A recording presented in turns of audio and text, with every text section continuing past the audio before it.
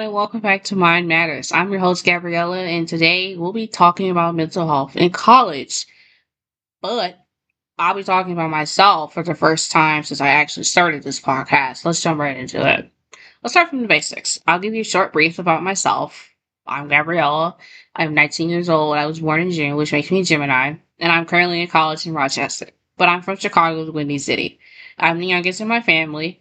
And when did my mental health issues really start? Well, it started when I was in middle school. I was being bullied all day, every day, and developed depression and anxiety. After graduating from 8th grade, it stopped for good, and I went to high school. I had a pretty decent experience probably up until my senior year when I got diagnosed with a chronic illness, also known as psychogenic non-epileptic seizures or functional neurological disorder. They both fall under the same umbrella. And now, once I've graduated from high school and I'm now in college, can I say I'm having a blast? Yes and no. No, because I'm on academic probation, which we'll talk about in another episode. But also, it's an interesting experience. You know what I mean? It's not something that I would recommend, but hey. Now to kind of backtrack a little bit back to high school, my senior year, I was actually placed in the psych ward during winter break. A little small little trigger warning here. We're going to talk a little bit about why and what caused me to go. So if you're more than welcome to stop listening at this point or to just mute this part and then come back when I start talking about other stuff. I was in pre-calc and it was not going as well as I hoped. I'm not a mathematician at all.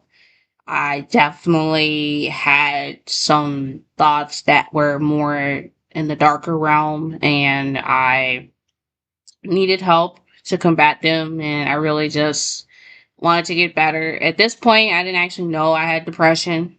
I just thought, okay, everyone goes through this. I did not know that I had anxiety either. I had already been diagnosed with psychogenic seizures. I hadn't been diagnosed with FND until 2025, it's not 2026. And when I went into the hospital, I did not feel supported by my parents because they kind of flipped it and were like, they're going to put you on medication, they're going to do this, they're going to do that. Of course, I know when you go in the mental hospital, you're never really not going to come out not on something.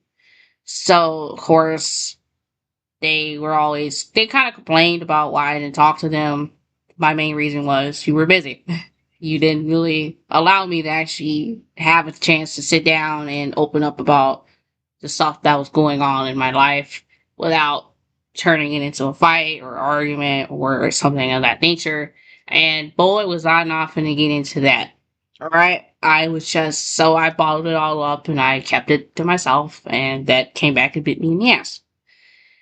Of course, I was allowed to call out of the hospital and talk to people and, check in and say, hey, I'm alive here. Of course, my parents were worried about, did you have any of your seizures while in, hospitalized? I did not, thank the Lord. I did have one episode of passing out due to a sedative that kicked in way too fast because at that point I was a little underweight probably, and my body weight was not, I don't think it was calculated properly. I have no idea what caused that problem, but my blood pressure plummeted and I passed out.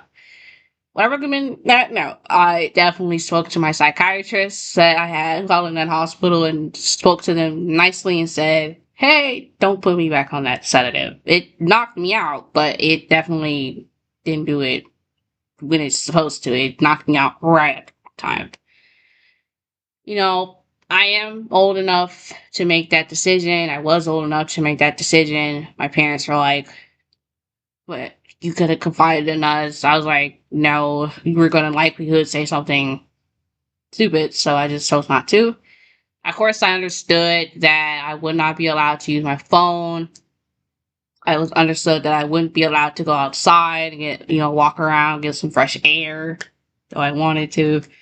I also understood that if I crashed out or did something ignorant or dumb, I would be kept longer and my date to go home would be changed or pushed back. So I of course had moments where I wanted to crash out, but I stopped myself. I was like, I'm not gonna crash out here, we're gonna stay calm, we're gonna just gonna stare at the wall for a little bit until we get ourselves back to where we need to get to. I did have moments of like where I would dissociate because either there was a lot of stuff going on or my brain was overwhelmed, so I would just shut off and shut down for a couple minutes, and then I would come back after everything had started to really die down. And I think a couple of the other patients noticed that, and they were like, good, that kind of thing. It didn't really affect me as much as it does today.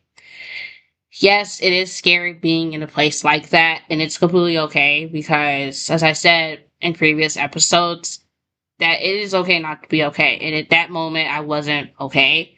You don't always have to say the iconic phrase, I'm fine, we're not, and that's okay. It's okay not to have the perfect relationship with someone to be able to sit down and say, yeah, man, my life is crazy. You know, it's okay to have somebody that you can confide in and actually sit down and talk to them and cry with them and, yell and scream and let everything out.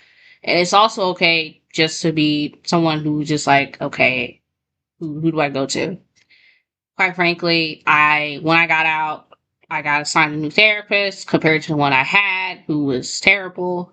Sometimes there are therapists out here that don't click. Therapy, I think my mom told me this, therapy is like dating.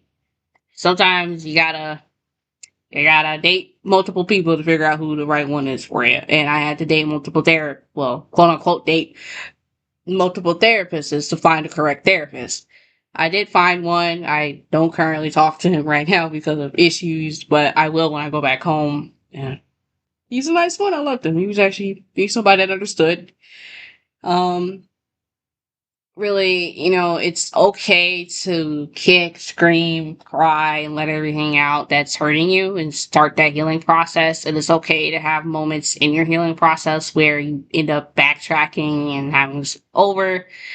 It's completely okay to feel alone because a lot of us have that feeling. But I can tell you right here, right now, you're not alone. There are people out here that are just like you, and there are people out here that are looking for someone that understands them and that is able to sit with them and be like, yeah, I'm here, I got you. Because the one thing I can tell you this, I hate hearing I'm here for you, and someone doesn't actually show that they're here for you. Their actions speak louder than their words. But when I say it, I'm actively there for you regardless of what I got going on. I always tell people my phone or my line is open. Depending on the time of day. If I'm busy, I'll even give you my schedule so that way you know when I'm free and when I'm not free. I'll even tell you, hey, I got something going on that's from this time to that time, but I'm definitely free after if you need to talk because I understand how it feels to want to talk to somebody and not wanting to feel like a burden or an issue, like, ooh, they got something going on, I want to bother them.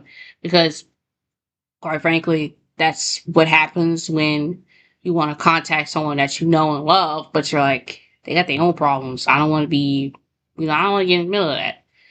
Because it is okay to not be okay. And you're probably going to hear that from me and other people, but I'm going to be the first one. If you're hearing this for the first time, it is okay not to be okay.